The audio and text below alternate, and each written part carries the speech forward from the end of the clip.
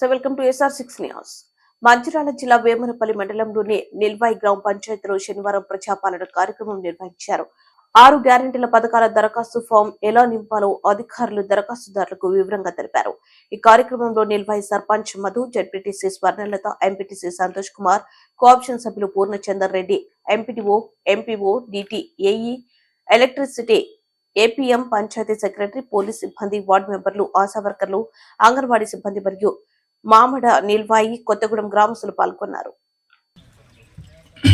ఈరోజు ప్రజాపాలన గ్రామ సభకు అధ్యక్షత వహిస్తున్నటువంటి గౌరవ సర్పంచ్ గారికి, అదేవిధంగా గౌరవ జెడ్పీటీసీ మేడం గారికి, ఎంపీటీసీ గారికి, మా సిబ్బంది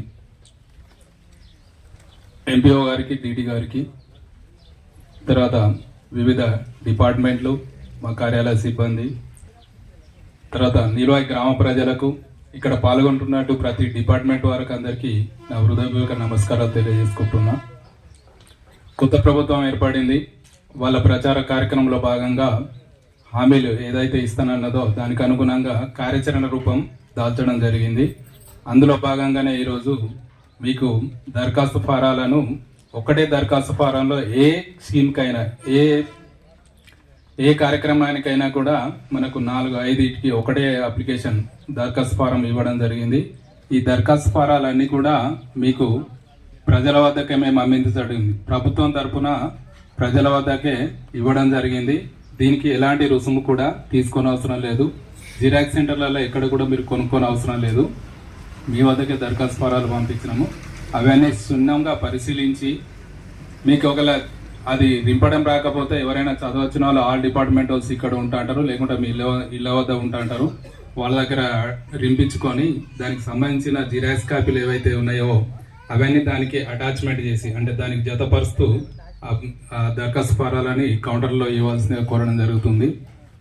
ఇది 28వ తారీఖు నుంచి వెళ్ళి 6వ తారీఖు వరకు నిరంతర కార్యక్రమం. ఈరోజు ఇక్కడ స్టార్ట్ అయింది, నిల్వాయి గ్రామ పంచాయతీలో స్టార్ట్ అయింది. ఇది 6వ తారీఖు వరకు కూడా అప్లికేషన్స్ తీసుకోవడం జరుగుతుంది. ఈరోజు ఇచ్చిన వాళ్ళు ఈరోజు ఇస్తారు.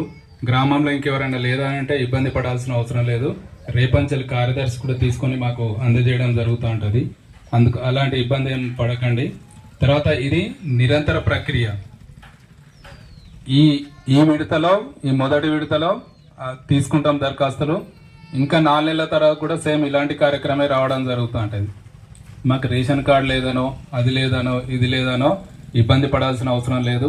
అప్లికేషన్స్ అయితే ఇవ్వండి. రేషన్ కార్డు లేని వాళ్ళకు నెక్స్ట్ రేషన్ కార్డుల కార్యక్రమం కూడా ప్రభుత్వం దృష్టిలో ఉంది.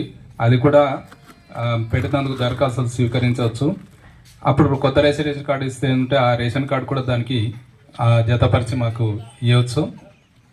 ఎలాంటి ఇబ్బంది లేకుండా మీరందరూ కూడా ఈ కార్యక్రమంలో భాగం పాల్పంచుకొని కార్యక్రమాన్ని మన ప్రజాపాలన కార్యక్రమం గౌరవ ముఖ్యమంత్రి వర్యులు ప్రవేశపెట్టినటువంటి 28 తారీఖు నుంచి 6వ తారీఖు వరకు జరిగే ఈ కార్యక్రమానికి ముఖ్య అతిథులుగా వచ్చేసిన గౌరవనీయులు జెడ్పీటీ సభ్యులు స్వర్ణలత మేడం గారికి, అలాగే గౌరవ ఎంపీటీ సభ్యులు సంతోష్ అన్న గారికి, గౌరవ ఎంపీడీఓ వేణుపల్లి గారికి, అలాగే ఎంపీఓ వేణుపల్లి గారికి, డిప్యూటీ తహసీల్దార్ వేణుపల్లి గారికి, ఏఈ ఎలక్ట్రిసిటీ గారికి, ఏపీఎం వేవనపల్లి గారికి, అలాగే రేషన్ డీలర్లకి, అంగన్వాడీ టీచర్లకి, ఆశా కార్యకర్తలకి, పోలీస్ సిబ్బందికి, అలాగే మాజీ ప్రజాప్రతినిధులకి, గ్రామ పెద్దలకి, గ్రామ ప్రజలకి నా యొక్క నమస్కారాలు తెలియజేసుకుంటూ, ఈరోజు ఏదైతే గౌరవ ముఖ్యమంత్రి వారు మాట తప్పని, మడమ తిప్పని ప్రభుత్వంగా ఏదైతే 6 గ్యారెంటీ ప్రజలకు చేరవేసే విధంగా